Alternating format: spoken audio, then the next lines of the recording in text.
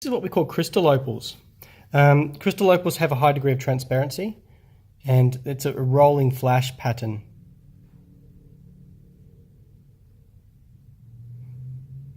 Some people really like this the claw setting, because this way everyone can see the sides of the stones, so they can show that they're not doublets or triplets, that they are the real solid opals. Now I'll just show you what they're like in low light. So crystal opals do best in sunlight because the light gets in there and just bounces around.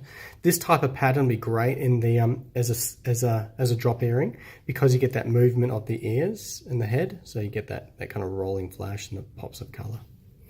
100% natural. They come from Lightning Ridge, which is in New South Wales, in Australia. Let me just get nice and close.